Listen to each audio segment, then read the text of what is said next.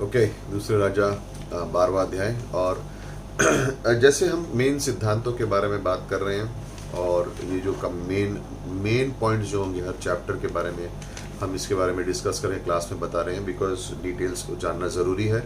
लेकिन मेरी ये उम्मीद है कि हर स्टूडेंट, जब आप ये क्लास देख रहे हैं, आप शायद सोच रहे होंगे बहुत तेज़ जा रहे हैं, बट एक्चुअली मेन मुद्दा निकाल के हम आपको बताना चाह रहे हैं। लेकिन मैं ये उम्मीद कर रहा हूँ कि आप अपनी बाइबल्स में इस अध्याय को अच्छे से पढ़ रहे हैं और ध्यान दे रहे हैं। सिर्फ मेन सिद्धांत को अगर समझने के लिए, मैं सिखाने के लिए इस मेन सिद्धांत सिखा रहा हूँ, लेकिन आपकी रिस्पॉन्सिबिलिटी है, या आपका काम है कि आपको पूरी तरह से अध्याय को पढ़ना है और उसके बाद जो मेन सिद्धांत है उसको समझना है। ओके, तो जस्ट बिकॉज आपको सिद्धांत मिल गया इसका ये मतलब नहीं है कि आप उस अध्याय को ना पढ़ें। ये आपकी भलाई के लिए है और अगर आप पढ़ सके तो बहुत अच्छा होगा और इससे आप देखोगे कि आपके आत्मिक जीवन में ये सिद्धांत की एप्लीकेशन आसान हो जाती है। इसलिए सिद्धांत दिए जाते हैं, लेकिन चैप्टर को पढ़ना मत भूलिए। ओके, चैप्टर को पढ़ना मत भूलिए। और अगर एक तरीके से अगर आपको मैं असाइनमेंट देना चाहूँ तो मैं कहूँगा कि चैप्टर नंबर 12 से लेके दूसरे इतिहास की अगली अंत तक पूरी तरह से पढ़ लीजिएगा। ओके, आज अभी इस क्लास में हम लोग चैप्टर नंबर 12 से लेके चैप्टर नंबर 17 तक जाएंगे। तो आप इसमें डिटेल्स बहुत सारे हैं, नाम बहुत सारे मैं लूँगा बार बार और आपको इसके बारे में बताऊंगा। तो आपको इसको ज़रा ध्यान से सुनना होगा, लिखते रहिएगा और लेकिन साथ में बाद में अपनी बाइबल्स में इनको पढ़िएगा भी। ओके, सो चैप्टर नंबर 12 में हम देखते हैं जोआश यहाँ पर सही काम कर रहा है परमेश्वर की दृष्टि में। दूसरे इतिहास 24 में देखते हैं कि उसने मंदिर को जो टूट गया, जो टूटा उटा था, उसको रिपेयर किया। ओके, जेहोयदा जो उच्च याजक है वो 120 वर्ष तक जीता है। जब तक जेहोयदा जिंदा है जोआश अच्छा कार्य कर रहा है, ही इज डूइंग, मतलब अच्छे से कर रहा है। क्यों? उसका पास्टर उसके साथ है, तो उसका जीवन सही चल रहा है। अगले 4 राजा जो हम देखेंगे जो यहूदा में आएंगे, जोआश, उजाया, जो हैम, ये जो राजा निकलेंगे, ये चारों अच्छे राजा, यानी इस समय में ये पूरी तरह से दुष्ट नहीं थे ना। उत्तरी राज्य में, जैसे हमने पहले बताया था क्लास में, एक भी अच्छा राजा नहीं होगा जिसको हम इजराइल बोलते हैं, लेकिन जूडा में कुछ अच्छे राजा निकलेंगे। ओके, सो इजराइल में एक भी अच्छा राजा नहीं होगा। 9 वंशावलियां होंगी लेकिन एक भी अच्छा राजा नहीं निकलता है, लेकिन जूडा में है। और यहाँ पर देखेंगे कि जेहोयदा की मृत्यु के बाद जोआश गलत एडवाइस लेता है, गलत सलाह लेता है, कुछ ऑफिशियल्स की सलाह लेता है, कुछ मंत्रियों की सलाह लेता है और गलत कार्य करना शुरू करता है। और वर्ष नंबर 17 में हज़ायल अब यरूशलेम की ओर आ जाता है।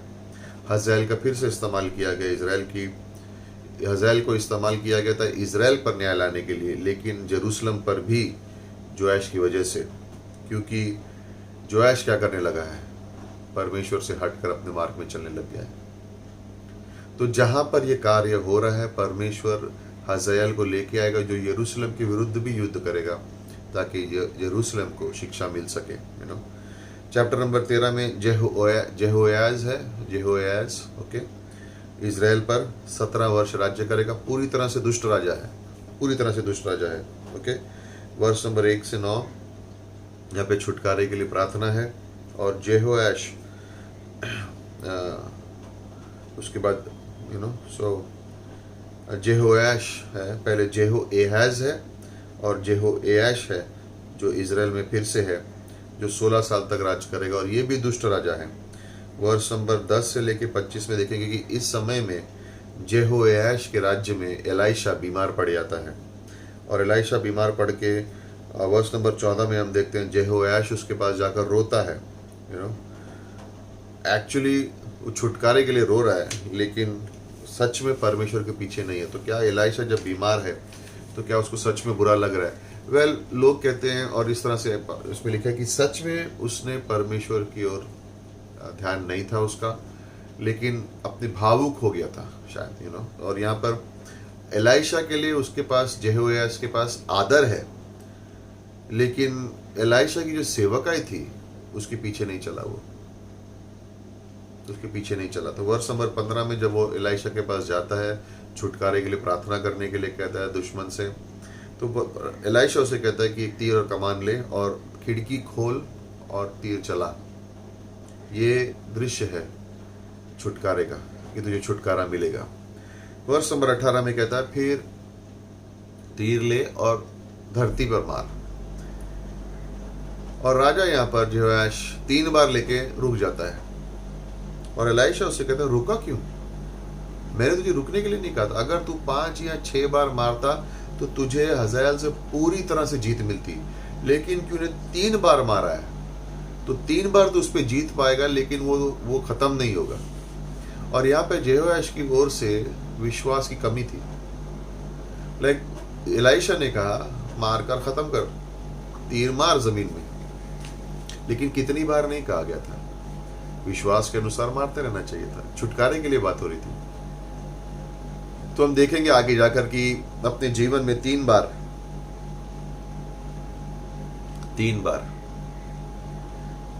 ये राजा हज़ाएल के ऊपर जीत पाएगा, लेकिन बाद में हार जाएगा। और एलीशा कहता है कि अगर तूने ज्यादा बार किया होता तो तुझे पूरी तरह से छुटकारा मिलता, लेकिन अब 3 बार तो उसको हराएगा, लेकिन वो नाश नहीं होगा। वर्ष नंबर 20 में एलीशा की मृत्यु होती है और उसको कब्र में डाल दिया जाता है। और उस कब्र में जब उसको डाल दिया जाता है तो उसकी हड्डियां किसी को छूती हैं और वो इंसान जी उठता है। और इस चमत्कार का मतलब क्या है? इसका मकसद क्या है? इसका मकसद यही है कि छुटकारा, लेकिन ये भी दिखाने के लिए कि जो परमेश्वर का संदेश है। नाउ आई थिंक मैंने लास्ट क्लास में कहा दिया था कि 14 चमत्कार हैं, लेकिन 12 थे। और उसके बाद हम देखते हैं ये और एक चमत्कार है कि ये चमत्कार किस लिए थे। ये परमेश्वर के संदेश को जैसे एक छाप देने के लिए कि ये परमेश्वर है। ये चमत्कार इसलिए हो रहे हैं कि परमेश्वर कुछ आपको संदेश दे रहा है। यूहन्ना की पुस्तक में आप देखते हो कि कई बार बहुत सारे चमत्कार हो रहे हैं। हर चमत्कार के पीछे एक संदेश था। चमत्कार इंपॉर्टेंट है, लेकिन उसके पीछे जो संदेश है वो ज्यादा जरूरी है। सो चमत्कार जरूरी है, लेकिन वो चमत्कार आपको कहाँ लेके जा रहा है? वो संदेश पर। और वो संदेश उस चमत्कार से ज्यादा जरूरी है। तो चमत्कार इसलिए हो रहा है ताकि आप संदेश पर ध्यान दो, क्या आने वाला है, क्या बोला जा रहा है। एलीशा के जीवन से उसकी हड्डियां किसी को छूती हैं और वो जिंदा हो जाता है। ये संदेश देने के लिए है कि अपना मन फिराओ और परमेश्वर के पीछे हो लो। मतलब ये है कि एलीशा मर चुका है, लेकिन परमेश्वर जिंदा है। अब 2 दिन पहले हमने पढ़ा कि रवि ज़करयास की किस तरह से मृत्यु हो गई। तो रवि ज़करयास की मृत्यु हो गई, लेकिन परमेश्वर अभी भी जिंदा है। रवि ज़करयास ने अपने वंश में, अपने जीवन में जो कार्य उसको दिया गया था उसे पूरा किया, और अब वो परमेश्वर के पास है, लेकिन परमेश्वर का कार्य आगे बढ़ रहा है। जिस कार्य के लिए उसको बुलाया गया था वो बुलावट पूरी हुई, लेकिन परमेश्वर का कार्य आज भी चल रहा है। और ये इस चमत्कार का मतलब यही है कि संदेश देने वाला चला गया है, लेकिन संदेश भेजने वाला अभी भी है। परमेश्वर गया नहीं है। एलीशा चला गया होगा, लेकिन परमेश्वर अभी भी है। तो चाहे कुछ भी हो जाए किसी भी अगुवे को, परमेश्वर का वचन और परमेश्वर नहीं बदलते। परमेश्वर वही है, उसका वचन वही है, उसकी सच्चाई वही है, और वो अपने काम में अभी भी कर रहा है। और ये जैसे हम इन दिनों में हमने रवि ज़करयास के जीवन से हम ये और उस एलीशा के जीवन से हमने देखा। और ये परमेश्वर की चमत्कार इस कारण के लिए था, दिखाने के लिए कि इजराइल, परमेश्वर नहीं मरा है। उसका संदेश वाहक जो तुम्हारे लिए हर चमत्कार कर रहा था, दिखाने के लिए तुम अपना मन फिराओ और परमेश्वर की ओर आओ, वो चला गया है। लेकिन परमेश्वर आज भी सिंहासन पर है, वो आज भी अपना कार्य कर रहा है। उसका कार्य चलता रहेगा, उसका कार्य बंद नहीं होगा।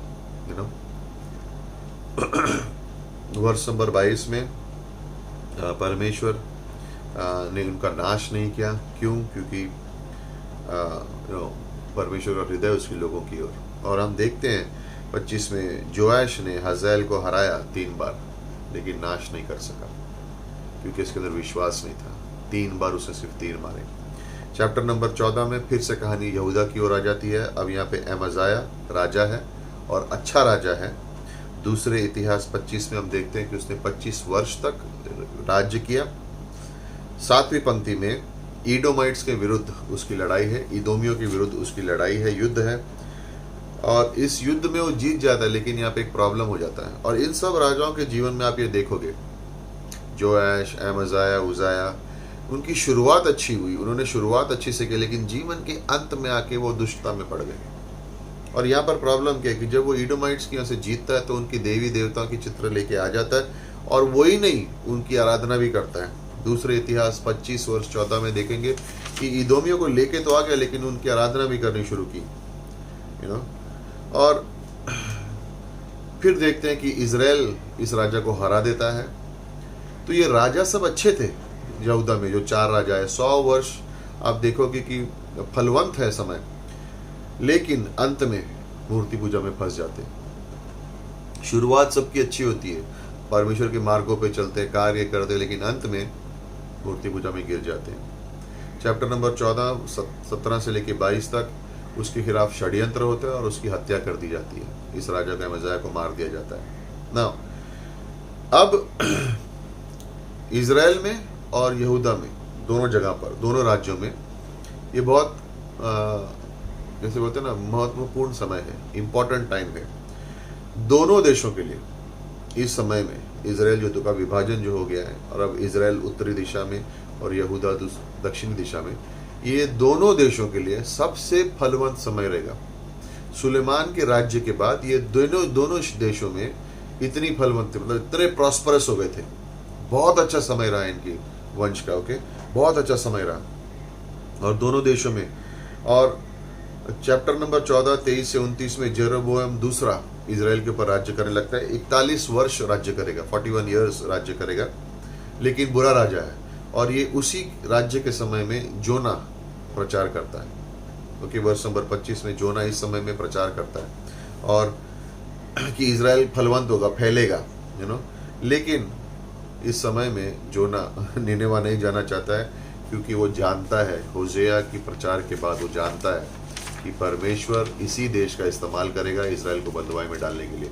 तो ये वो समय है जहाँ पे जोना, एमस और होशेया ये 3 प्रचार कर रहे थे, ओके, इजराइल में ये 3 प्रचार कर रहे थे। फलवंत समय है, लेकिन लोग उनकी बातों पर ध्यान नहीं दे रहे थे, और इसलिए जोना निनेवा नहीं जाना चाहता, क्योंकि उसको मालूम है कि होशेया ने जो कहा है उसकी लोगों का मन परमेश्वर की ओर से मुड़ चुका है और उसके ऊपर दंड की आज्ञा आ गई है। तो वो जानता है कि निनेवा जाएगा तो थोड़े समय में बाद में वही लोग आकर इजराइल के ऊपर राज्य करेंगे और उनको नाश करेंगे, इसलिए उसका मन नहीं है वहां जाने के लिए, ओके। सो यहाँ पे सीख क्या मिलती है? जस्ट बिकॉज फलवंत हो इसका मतलब नहीं है कि आत्मिक हो। फलवंत है, प्रॉस्पेरिटी है, सब जगह पे सब कुछ अच्छे से मिल रहा है, इसका ये चिन्ह नहीं है कि अब आप आत्मिक हो गए हो। अब जितने भी लिखे हुए भविष्यवक्ता हैं उनकी सेवकाई अब शुरू होगी, ओके, उनकी सेवकाई अब शुरू होगी ना। आइज़ाया हो ना, याद रखिए इस समय में यशाया की सेवकाई शुरू हो गई है।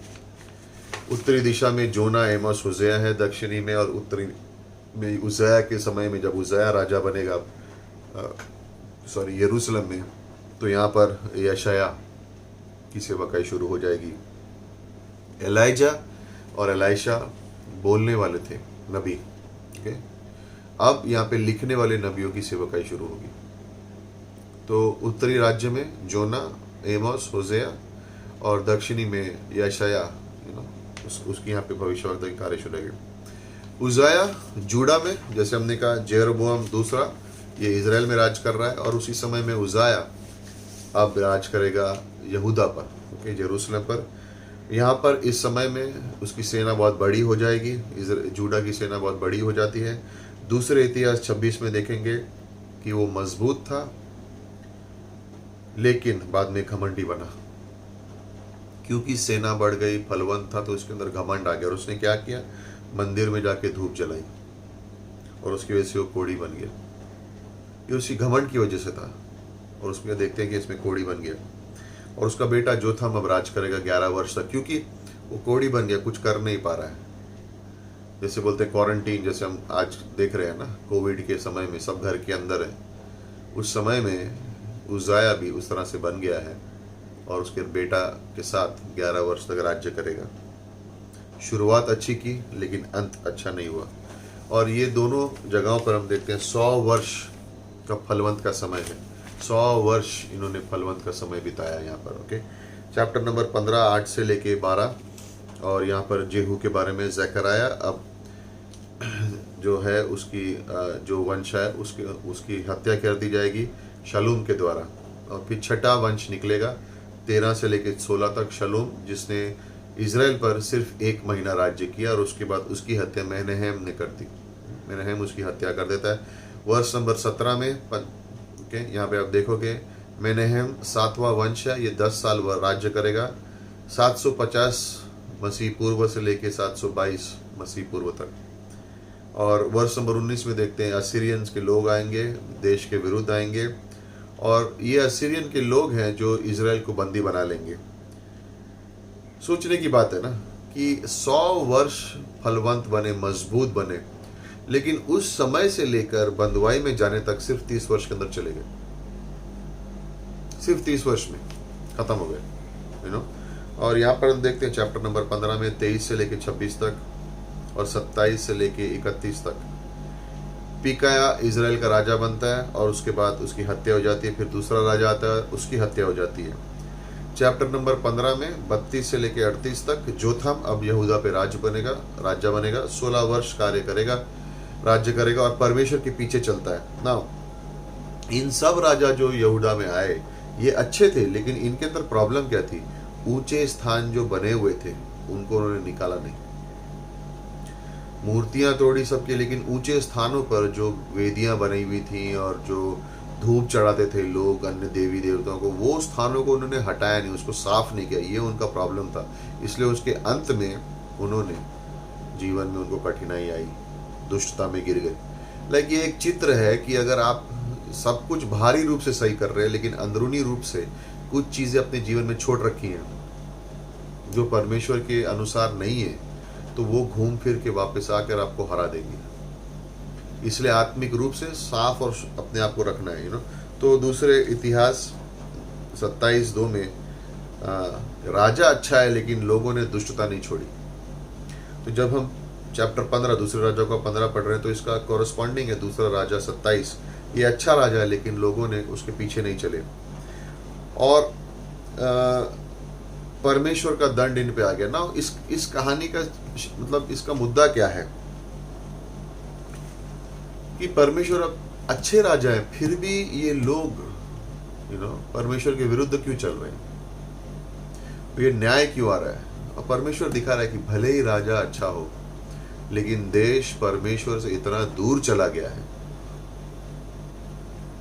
लोग परमेश्वर से इतने दूर चले गए हैं कि वापस आने की कोई क्षमता भी नहीं है। इसलिए उनको न्याय देना, दंड लाना उनके ऊपर जरूरी हो जाता है। दंड लाना उनके ऊपर जरूरी हो जाता है, राइट। सो चैप्टर नंबर 16 दूसरा इतिहास। अब एहाज यहूदा में है, ये बुरा राजा है, ये 20 वर्ष तक राज्य करेगा। 20 वर्ष का है जब राजा बनेगा, 16 वर्ष राज्य करेगा, लेकिन परमेश्वर की नज़रों में जो सही है वो नहीं करेगा। ओके। और इसने अपने बेटों को आग से निकलने के लिए कहा और यहाँ पे धूप लगाई। दूसरा इतिहास 26 और 23 में इसके बारे में लिखा है। मोलेक की पूजा करता है ये। और मोलेक यहाँ पे वो जगह है जहाँ पर जो देवता है जो इंसान की बलिदान, लोगों को कहा जाता है कि उसकी मूर्ति बनती थी उसका पेट खाली होता था और उसके अंदर हमेशा आग जलती रहती थी और लोग अपने बच्चों को लाके वहाँ बलिदान करते थे मोलेक के। और हिमोन की खाई में है जहाँ पे आग हमेशा जलती रहती है। कहते हैं नए नियम में यीशु मसीह कहता है कि वो जगह है जहाँ पर आग हमेशा जलती रहती है। ये नर्क का एक दृश्य है, आग की झील का एक दृश्य है, कि वहाँ पे आग हमेशा जलती रहती है। और परमेश्वर यहाँ पे अपने दुश्मनों को तैयार करता है, और वर्ष नंबर 5 और 7 में हम देखते हैं कि ये राजा लोगों को पैसे देता है, यानी घूस देकर उनको अपनी तरफ कर लेता है ताकि ये युद्ध से बच जाए। और लोगों को एहाज पैसा देता गया ताकि उसकी मदद करते रहें। तिग्लत-पिलेसर जो सीरिया और इजराइल अब यहूदा पर हमला करता है और 1 लाख लोगों को मार देता है। ये परमेश्वर का न्याय हो रहा था उस समय में। क्यों? क्योंकि देखो ये राजा क्या कर रहा है, 16 वर्ष राज्य कर रहा है, लेकिन अब क्या कहाँ पे लग गया? परमेश्वर से मुड़ कर देश इतना दूर हो गया। सोच सकते हैं कि इजराइल के इतिहास में ये सब हो रहा था। जिनको जीवते परमेश्वर की आराधना करनी है, प्रॉब्लम क्या है? वचन से दूर चले गए हैं, मनमानी कर रहे हैं, सफलता आ गई है, फलवंतता आ गई है, सोशल काम बढ़ गए हैं, लेकिन डॉक्ट्रिन नहीं है उसके साथ। और ये एक डेंजर है कि परमेश्वर का वचन अगर हमारे जीवन में उसकी नींव नहीं है तो भारी रूप से हम अच्छे काम कर सकते हैं, लेकिन याद रखिएगा कि एक दुश्मन है जो जहां वो देखेगा कि कार्य हो रहे हैं लेकिन वचन के ऊपर जोर नहीं है, वर्ड के ऊपर ध्यान नहीं है, तो वो कभी कभी अलाउ करने देता है। शैतान कहता करने दो इनको, ये अपने आप ही परमेश्वर से दूर जा रहे हैं क्योंकि वचन पे ध्यान नहीं दे रहे हैं। जो चीज इनको संभाले रख सकती है उससे ये दूर जा रहे हैं। अच्छे काम करने दो, फलवंत आने दो, आराम करेंगे, सुस्त हो जाएंगे। जब वो सुस्त होंगे अपने आप गिर जाएंगे, मुझे कुछ करने की जरूरत भी नहीं पड़ेगी। और यहाँ पे हम देख रहे हैं कि युद्ध लड़ाई करने के लिए तैयार नहीं है, लेकिन लड़ाई करने के लिए घूस दे रहा है यहाँ वहाँ पर दूसरे राजाओं को कि मेरे संग मिल लो ताकि वो मेरे विरुद्ध ना आ सके। और देखते हैं तिग्लत-पिलेसर जो राजा है सीरिया और इजराइल का है, दोनों मिलकर आकर यहूदा के ऊपर हमला करते और लाख के ऊपर लोग मारे जाते हैं।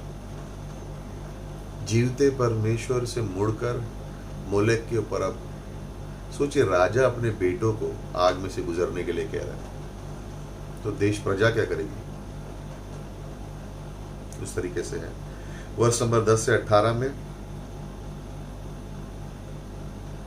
असीरिया अब सीरिया के विरुद्ध आता है। एहाज दमस्कस जाता है और वहां पर वो एक मूर्ति को देखता है और उस मूर्ति को उठाकर लाकर मंदिर में उसका स्थापना कर देता है। जो तांबे की वेदी है, ब्रॉन्ज ऑल्टर, उसको हटाकर एक मूर्ति वहां रख देता है। असीरियों के देवता को अपने मंदिर में लाके रख देता है। सोचिए कि कितना दूर चले गए वो लोग परमेश्वर से।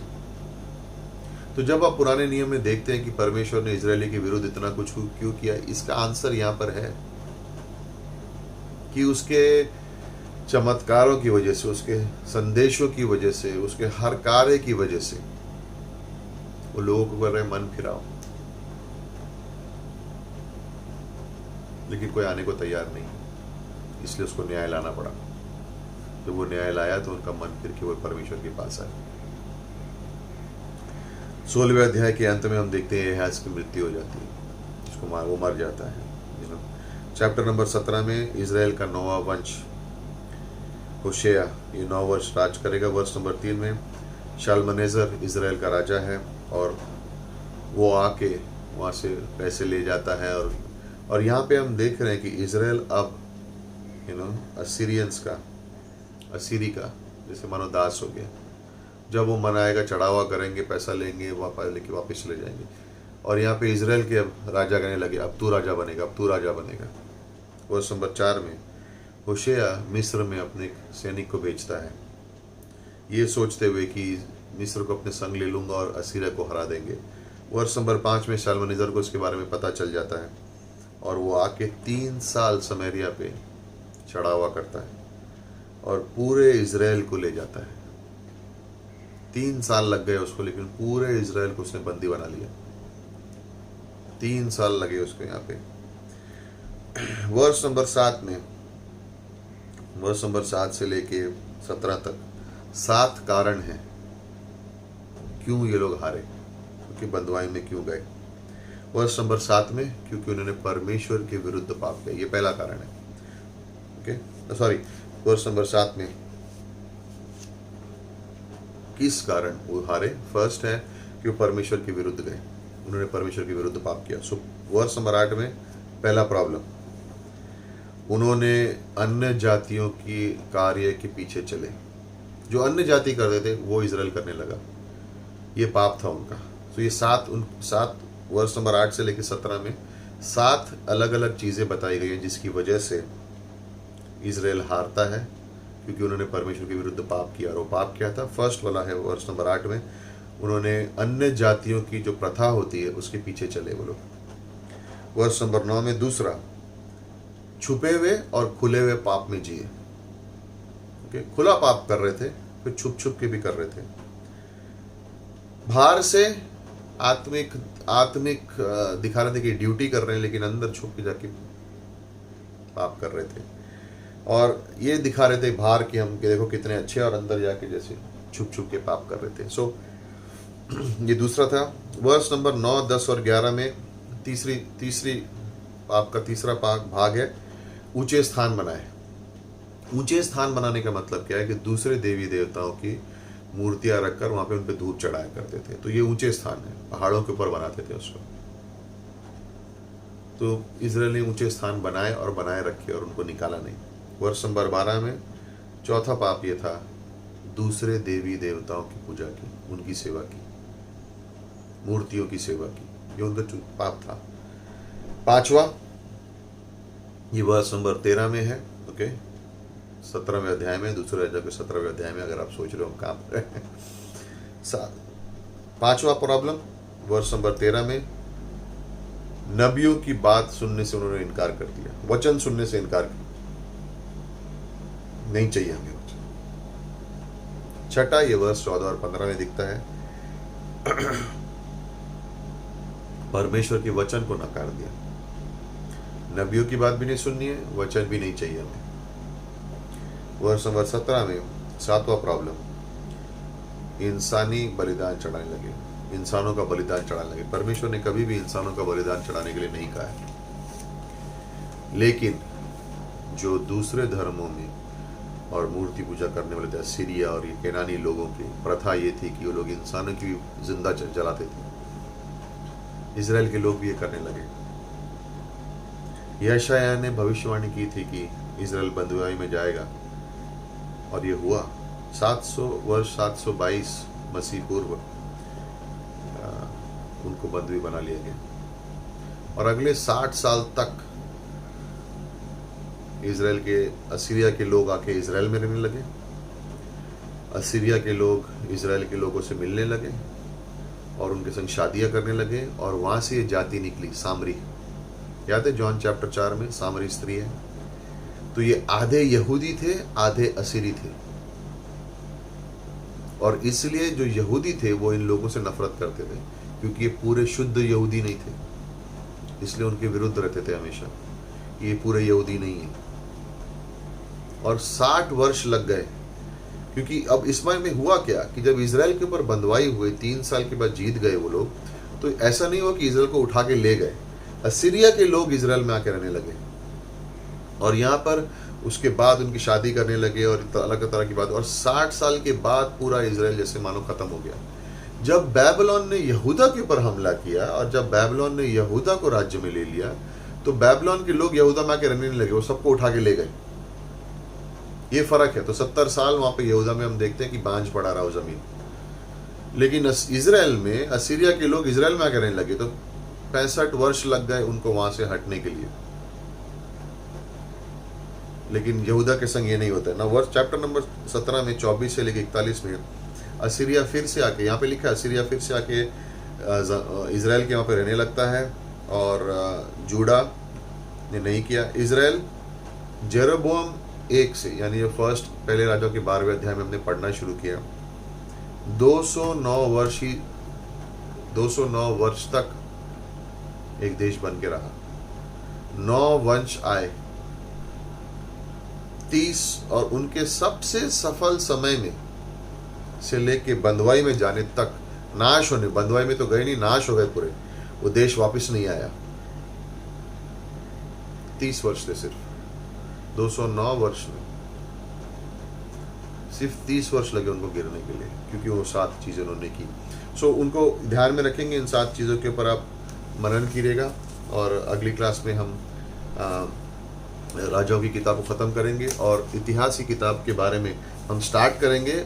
और पूरे इतिहास की किताब के बारे में नहीं जाएंगे, बिकॉज पहले राजा दूसरे राजाओं के संग मिलता है, हर जगह पे हमने आपको उसके बारे में बता दिया है, तो वहाँ पे आपको कॉन्टेक्स्ट खुद पढ़ना होगा। लेकिन मेजर मुद्दे जो हैं दूसरे इतिहास में, राजाओं से फ़र्क क्या है वो मैं आपको बता दूंगा, और उसके अनुसार आपको सीखना होगा।